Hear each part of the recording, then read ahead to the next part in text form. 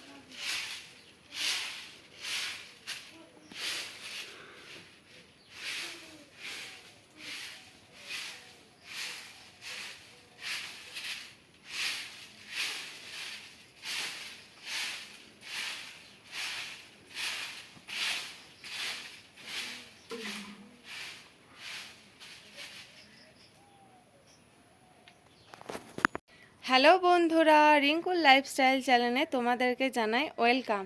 কেমন আছো তোমরা সবাই? আশা করি তোমরা সবাই খুব ভালো আছো। আমি ভীষণ সুন্দর আছি।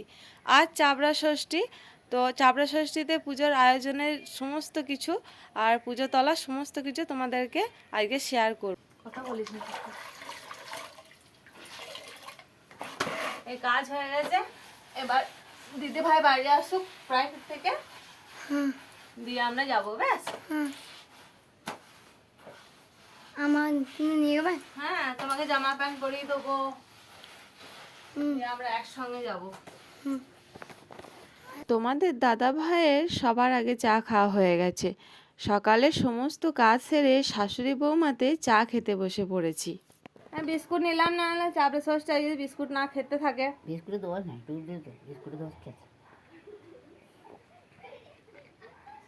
নিয়ে এসো।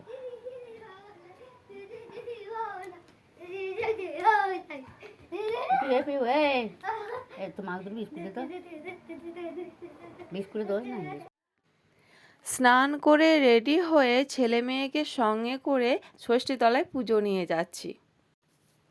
মা ষষ্ঠীর সামনে পুজোর রেকাবিগুলো নামিয়ে রাখলাম। এদিকে আমার ছেলে আমার পাশেই বসে আছে, মেয়ে তার বান্ধবী পেয়ে গল্প জুড়ে দিয়েছে। ঠাকুরমশাই পুজোগুলো সাজিয়ে নিয়ে পুজো শুরু করে দিলেন।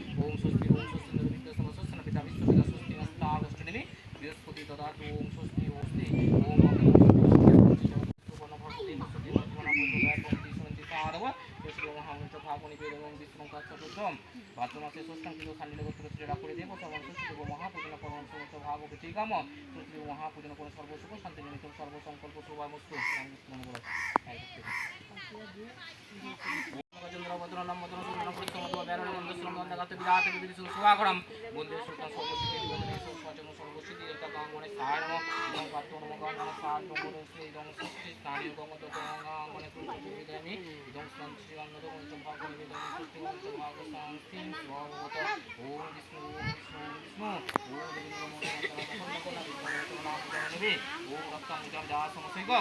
ওম রক্তামুজম যা সমস্যা গণিত সিন্ধু ভানু সমস্ত জগতে ভজমি পদ্মে ধরাক্রম সর্বশিল্পী প্রদামি সুস্বাচন পুষ্পনে ভো ভগবান জয় নমঃ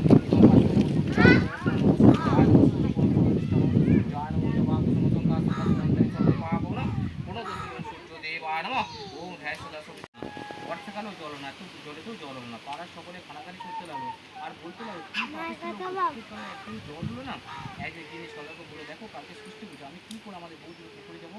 সেদিন রাত্রে মা ষষ্ঠী সদাগরকে ছলনা করার জন্য স্বপ্নে বলে দেখো তুমি ছোটো বই ছেলেদের ভালোবাসি, তাদের ভিতরে যে সবার ছোট সেই ছেলেকে কেটে তুই পুকুরে রক্ত ঝরে দিস তাহলে তোর পুকুরে জল হবে নইলে নয়। কর্তা স্বপ্ন দেখে কেঁদি এখন বসে বসে কাঁদতে লাগলো। গিন্নি এসে কর্তাকে কাঁদতে দেখে কী হয়েছে জিজ্ঞেস করলো। কর্তা সেই স্বপ্নের কথাগুলো গিন্নি শুনে কাঁদতে লাগলো।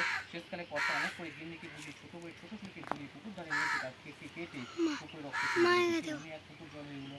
কর্তা তাড়াতাড়ি বাড়িতে খবর দিলে সবাই পুকুরে জল দেখে খুব আহ্লাদ করলো। গিন্নি চোখে জল সামনে চলে গেল। তারপর সকলে মিলে ঘাটে বসে মা ষষ্ঠী পূজা করতে লাগলো। সকলে পিটুলি পুতুল ও চাপড়া জলে ভাসালো। এদিকে ছোটো কিছুই জানে না যেটা একমাত্র এমন সর্বনাশ হয়েছে সে যেমন জলে পিটুলি পুতুল ও চাপড়া ভাসালো অমনি তার ছোটো ছেলে তার আঁচল ধরে মা বলে হেসে ছোটো জলে ভিতরে ছেলেকে তো বন্ধুরা আজকে ভিডিও এখানে শেষ করছি। ভিডিওটি ভালো লাগলে পরে অবশ্যই একটি লাইক করে দেবেন। বাই।